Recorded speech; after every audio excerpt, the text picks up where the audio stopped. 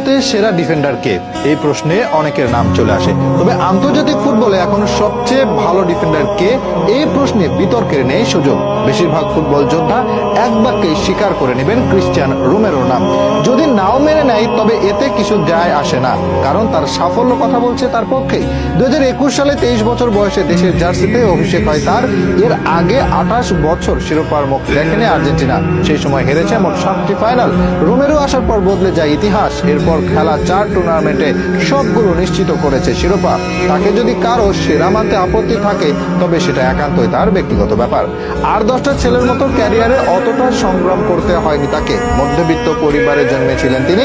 ছোটবেলায় বাবা মা আদর করে নাম রেখেছিলেন ক্রিশ্চিয়ান গ্যাব্রিয়েল রোমেরো। তবে বাল্যকালে তার নাম হয়ে যায় কুতি রোমেরো। নামের পেছনেও ছিল একটি অদ্ভুত কারণ। মূলত নিজের নামের ক্রিশ্চিয়ানো কখনো উচ্চারণ করতে পারতেন না তিনি।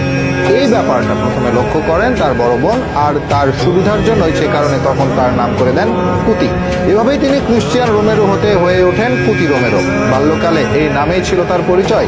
ছোট থেকে ফুটবলের প্রতি আগ্রহ ছিল তার। নিজের নাম উচ্চারণ করতে না পারলেও প্রতিপক্ষকে রুখে দিতে পারতেন দারুণভাবে।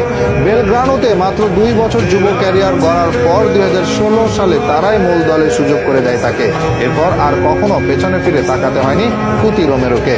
ক্যারিয়ারের সবচেয়ে বড় টার্নিং পয়েন্ট ছিল আটালান্টায় দারুণ পারফরমেন্স দেখানো। এরপর আলোচনায় আসেন তিনি। সেখানে ভালো করলে আর্জেন্টিনা দলেও ডাক পেয়ে যান এই ডিফেন্ডার। 2021 সালে অভিষেকের 2 ম্যাচে 2টি গোল হজম করেন রোমেরো।